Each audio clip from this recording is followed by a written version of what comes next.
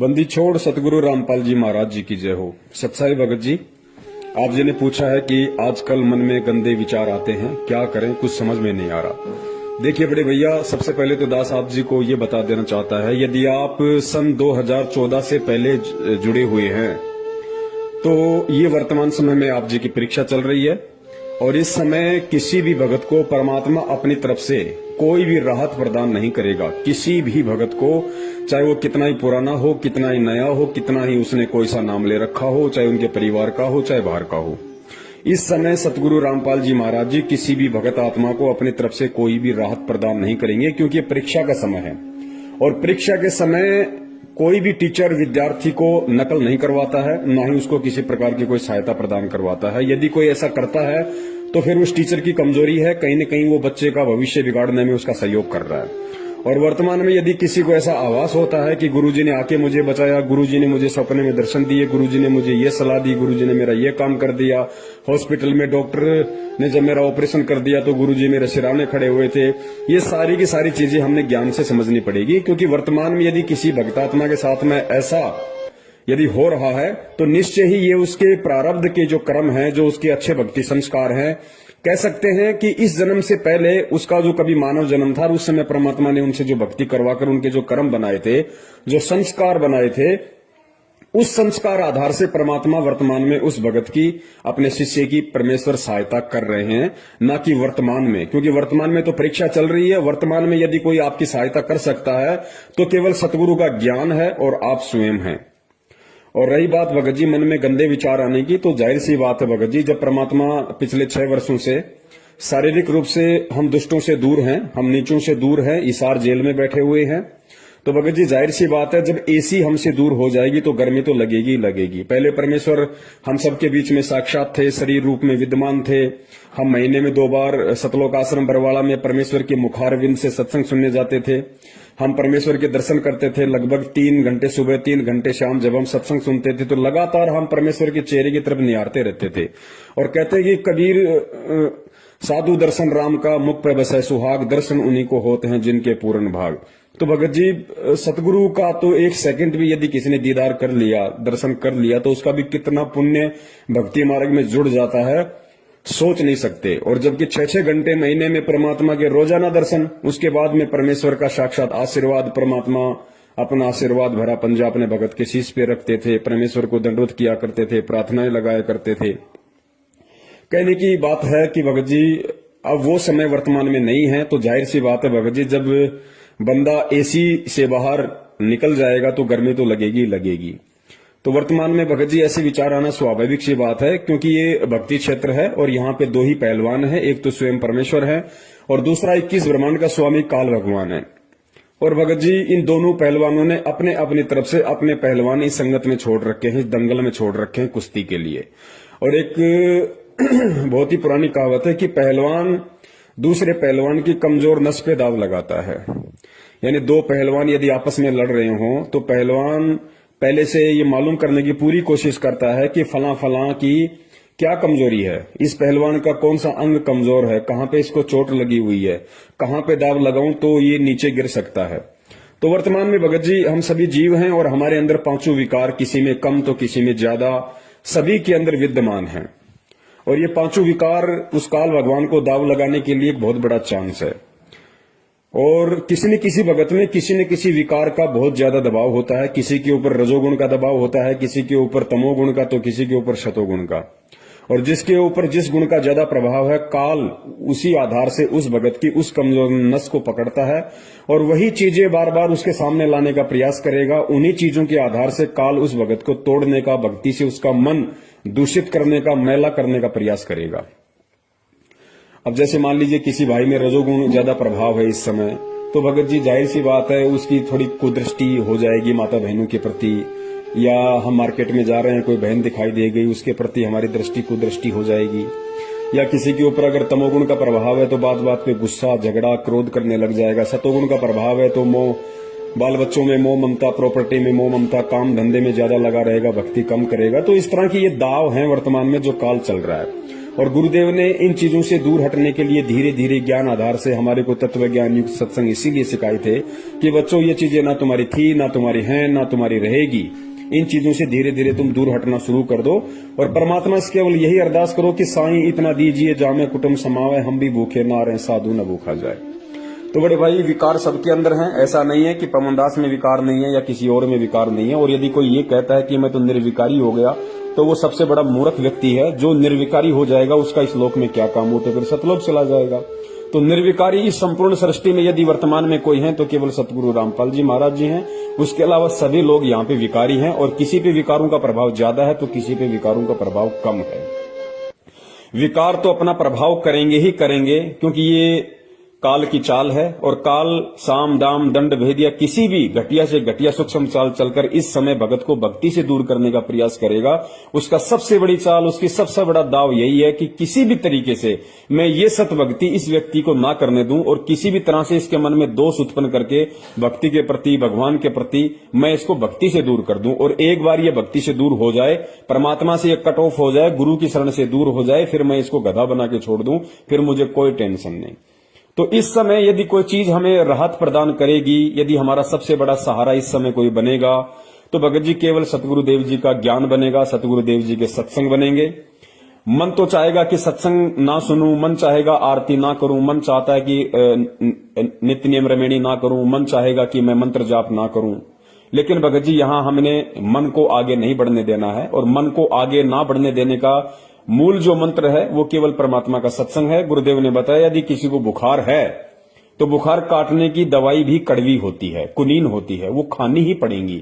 वो कड़वी टेबलेट ना चाहते हुए भी खानी ही पड़ेंगी और एक दिन ऐसा आएगा उसका बुखार छू मंत्र हो जाएगा। तो परमेश्वर ने बताया कि जब तुम्हारे सत्संग सुनने की रुचि ना हो या इस तरह का कोई कुविचार तुम्हारे अंदर उत्पन्न हो, ऐसी भावना तुम्हारे अंदर उत्पन्न हो जाए, तो इसका एक ही उपचार है कि हम ना चाहते हुए भी हम परमात्मा का सत्संग सुने। 10 मिनट 20 मिनट थोड़ा मन ज्यादा प्रभावी होगा, लेकिन जब हम लगातार सुनते रहेंगे 10-15 मिनट, फिर उस वाणी के प्रभाव से भगत जी मन का जो दबाव है वो कम हो जाएगा और आत्मा की खुराक तो है ही सत्संग। फिर परमेश्वर दया करेंगे, धीरे धीरे फिर मन में शांति सी आने लगती है। मंत्र जितने परमात्मा की दया से मंत्र कर सकें, 2, 4, 5, 10, 15, 20, एक समय, 2 समय, 3 समय में, 10 समय में, 24 घंटे में 108 ही तो करने बड़े भाई। डोलते फिरते, खाते पीते, उठते बैठते कैसे भी हम कर सकते हैं। थोड़ी सी इच्छा देखो हमें भी करनी पड़ेगी, थोड़ा सा संघर्ष हमें भी करना पड़ेगा और यही सबसे बड़ा दाव है इस काल भगवान का। और परमात्मा भगत जी इसी बात की परीक्षा ले रहा है, क्योंकि परमेश्वर ने अपने तत्व ज्ञान युक्त जो सत्संगों की खीर हमें ठोक कर खिलाई है। तो भगत जी अब परमेश्वर ने सीधा सा मतलब ये है कि हमें काल के हवाले कर रखा है, क्योंकि काल का और परमात्मा का एग्रीमेंट भी तो हुआ था कि परमात्मा उसी को लेके जाना जो आपका ज्ञान समझ के आपका हो जाए, और जो आपका ज्ञान समझ के आपका न हो पाए, जो दो नावों में सवारी करे उसको आप हाथ मत लगाना, वो मेरा होगा। तो परमेश्वर ने भाई ठोक के ज्ञान दे दिया। अब जो परमेश्वर का होगा, जो सतगुरु का शिष्य होगा, वो टस से मस नहीं होगा। वो हर परेशानी को, हर परिस्थिति को, हर काल के दबाव को ज्ञान आधार से सहन कर जाएगा, क्योंकि परमेश्वर ने उसे वो तराजू दे दिया, वो टॉर्च दे दी, परमेश्वर ने उसे वो थर्मामीटर दे दिया कि बेटा तुझे कब क्या और कैसे करना है, किस तरीके से जब ये काल अपने चाल चले तो तूने कौन सा हथियार तूने प्रयोग करना है। तो परमेश्वर ने हमें वो वज्रबाण रूपी तत्व ज्ञान वाले अस्त्र शस्त्र दे रखे हैं। अब भगत जी उनको प्रयोग करने का समय है, वो हमने प्रयोग करने पड़ेंगे। और ये जितने भी प्रकार की घटनाएं जो संगत में घटित हो रही हैं, बहुत सारे संगत के अंदर ग्रुप बन रहे हैं, तरह तरह की बातें निकल के आ रही हैं। कोई अपने मनमुखी विचार व्यक्त कर देता है, कोई अपनी तरफ से कोई वीडियो बना के डाल देता है, या मैनेजमेंट की जो हरकतें हैं, कभी बीजेपी को वोट, कभी आरक्षणबाजी, कभी गुंडों की सीबीआई जांच, कभी ब्लड डोनेशन करवाना, कभी रक्तदान, देवदान, पता नहीं उल्टे सीधे क्रम। कहने का मतलब है कि ये जितने भी प्रकार की घटनाएं वर्तमान में संगत में घटित हो रही हैं, जिनका सतगुरु रामपाल जी महाराज जी के ज्ञान से कुछ भी लेना देना नहीं है, ऐसी घटनाओं को देखकर भी जिन भगत आत्माओं के कमजोर संस्कार हैं, वो भगत आत्माएं भक्ति से दूर होंगी। क्यों होंगी? क्योंकि उनको एक बहाना चाहिए था। उनको एक बहाना चाहिए था कि मुझे ऐसा कोई बहाना मिले कि मैं इस भक्ति से दूर हूं, क्योंकि उनके संस्कार बहुत ही कमजोर थे और वो ऐसा मौका देख रही थी कि हमें ऐसा कोई माइनस पॉइंट मिले इस भक्ति और भगवान की तरफ से और हम इस भक्ति से दूर हो जाएं, हमें एक बहाना मिल जाए। तो ये घटनाएं इस तरह की हैं, ये काल की तरफ से बहाना होती हैं और उन लोगों को एक मौका मिल जाता है परमात्मा से दूर होने का, जो लोग इस भगवान और भक्ति को इतना समझ नहीं पाते हैं, इतने दृढ़ हो नहीं पाते हैं और जिनका मन बकवादों में ज्यादा चलता है। तो भगत जी ये संघर्ष तो बड़े भाई करना पड़ेगा। परमेश्वर ने कहा कि बच्चों ये कलयुग और कलयुग की ये बिजली पीढ़ी, और इस बिजली पीढ़ी में ये संत रामपाल जी महाराज के रूप में ये परमात्मा। जब भी तुम्हारी पार होने की इच्छा हो तो देख लेना, तुम्हें गुजरना इसी परिस्थिति से पड़ेगा, तुम्हें गुजरना इन्हीं परिस्थितियों से पड़ेगा। चाहे तो आज गुजर जाओ हिम्मत करके, या चाहे अगले किसी जन्म में किसी युग में जब तुम्हारा दोबारा से दाव लग जाए तो भाई उस समय देख लेना, तुम्हें गुजरना इसी पटरी से पड़ेगा। चाहे आज गुजर लो, चाहे अन्य किसी जन्म में गुजर लेना। मन भगत जी बकवाद करे ही करेगा, क्योंकि ये काल का लोक है और हमारे शरीर में भी मन रूप में काल बैठा हुआ है, तो इतनी आसानी से भगत जी हमें छोड़ने वाला नहीं है।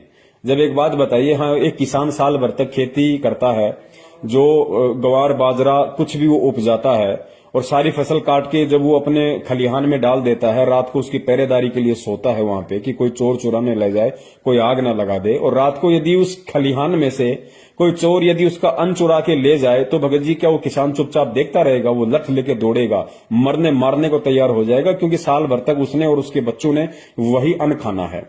तो भगत जी काल भगवान का सबसे बड़ा अन्न तो आप और हम हैं। ये कोई दाल मखानी, कोई आलू टमाटर प्याज टमाटर तो खाता नहीं है, ये खाता हमारे सूक्ष्म शरीर की वासना है। तो इतनी आसानी से कैसे हमारे से इन विकारों को दूर होने देगा, कैसे हमें इन विकारों से दूर होने देगा? और जिस आत्मा का जो भी कमजोर विकार है, क्योंकि पांचों विकार सबके अंदर है, जिसके अंदर जो भी गुण ज्यादा प्रभावी है, उसी प्रकार की वस्तुएं, उसी प्रकार की सोच, उसी प्रकार के व्यक्ति ये काल भगवान उस भगत के संपर्क में लाएगा, ताकि और ज्यादा उसके अंदर मैल उत्पन्न हो, उसके अंदर वासना बढ़े और उसके मन में धीरे धीरे दोष उत्पन्न हो जाए और वो परमात्मा से दूर हो जाए।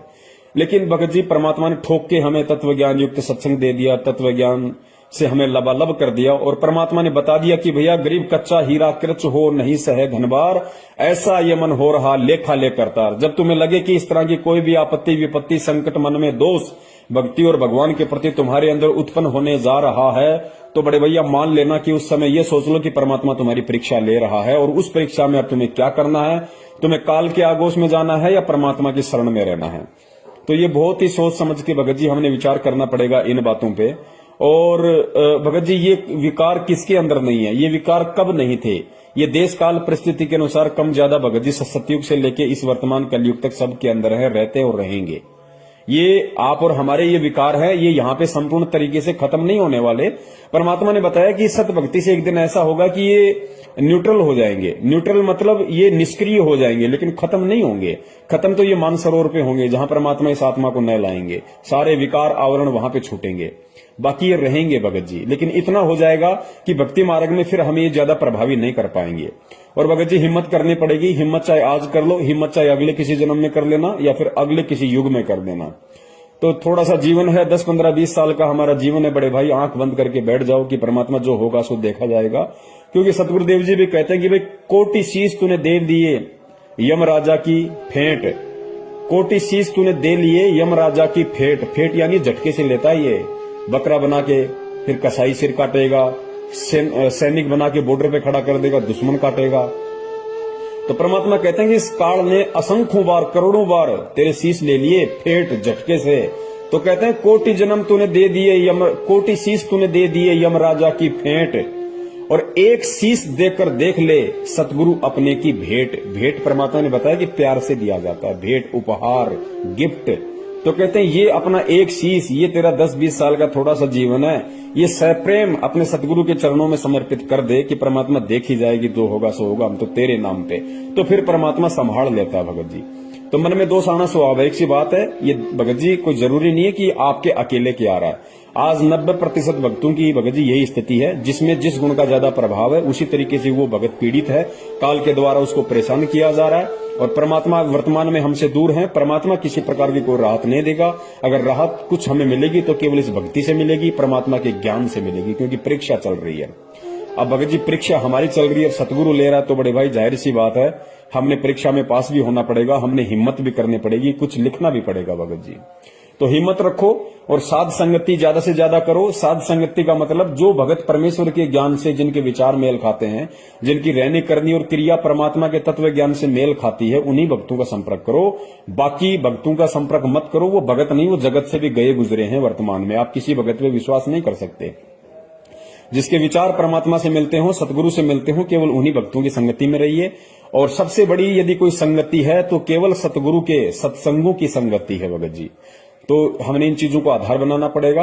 और दूसरी बात भगत जी, मन में यदि इस तरह का कोई घटिया विचार आ जाता है किसी माता बहन को देख के, किसी युवा लड़की को देख के, या जो व्यक्ति शराब पीता है तो शराब के ठेके को देख के, या जो भी विकार वो पहले करता था और वो सारी चीजें यदि वर्तमान में उसके आगे आ रही हैं और उसके मन में यदि दोष उत्पन्न होता है तो इन चीजों से घबराना नहीं चाहिए भगत जी। इसी चीज की तो परीक्षा है। उस दोष को निवारण करने के लिए तो ये ज्ञान दिया परमात्मा ने। दोष आना स्वाभाविक सी बात है। मान लीजिए नाम दीक्षा से पहले मैं बहुत ज्यादा चैन स्मोकर था, मैं बहुत ज्यादा सिगरेट पिया करता था, दिन में 10-10 सिगरेट की डब्बियां मैं खत्म कर दिया करता था, रहा नहीं जाता था। नाम दीक्षा ली, परमात्मा की वाणियों का असर हुआ, कुछ परमेश्वर ने आशीर्वाद दिया, दया हुई, मैंने वो चीजें छोड़ दी। लेकिन एक समय ऐसा आता है, साल 2 साल 6 महीने बाद में, कि वो चीजें पुनः हमारे ऊपर हावी होने लगती है। क्यों?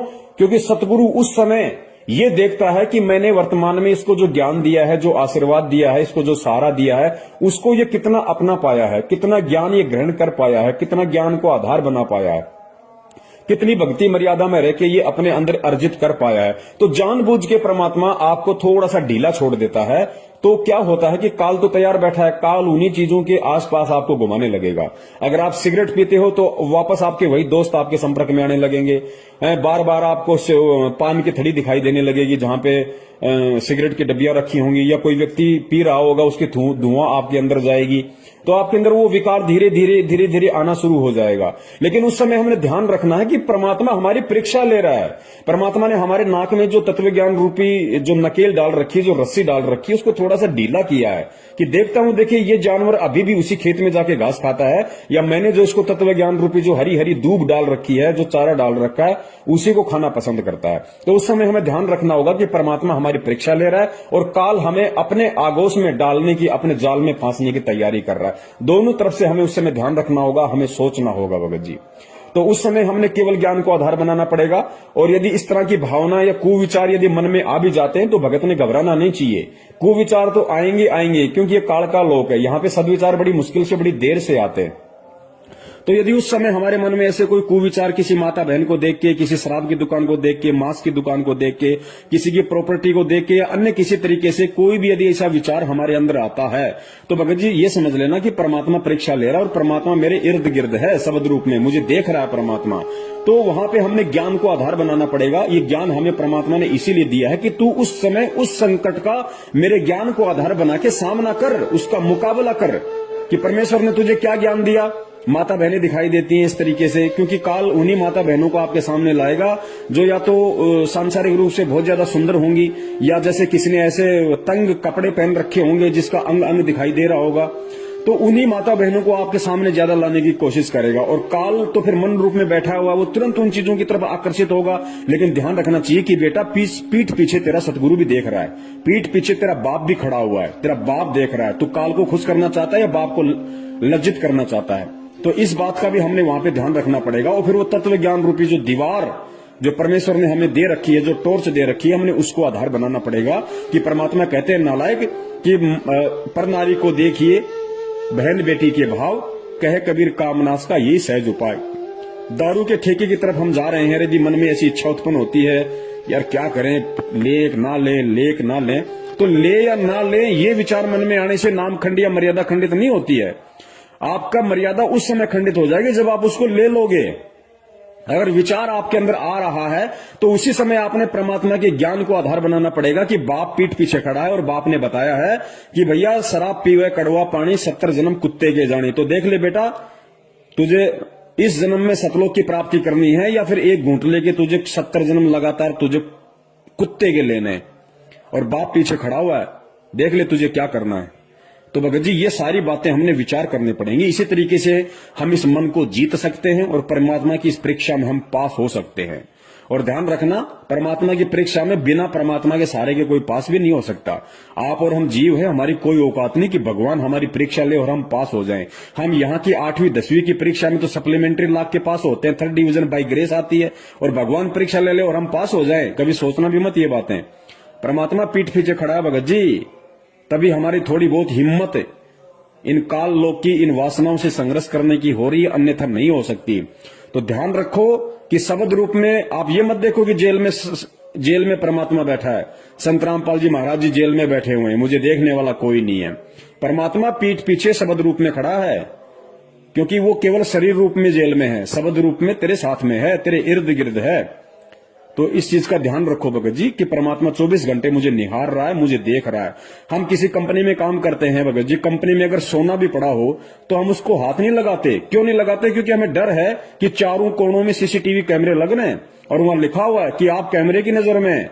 तो भगत जी, जब हम उस 2500 के कैमरे से हम इतना डर रहे हैं कि इसके अंदर मेरी हर हरकत रिकॉर्ड हो जाएगी और मैं कंपनी में जो है मेरी बेइज्जती हो जाएगी, मुझे काम से निकाल दिया जाएगा, तो बड़े भैया यहाँ परमात्मा का सीसीटीवी कैमरा तो सूक्ष्म रूप में 24 घंटे पृथ्वी के कोने कोने में लग रहे हैं। अंधेरे में भी परमात्मा के सीसीटीवी कैमरे लग रहे हैं। परमात्मा का कैमरा अंधेरे में भी काम करता है भगत जी।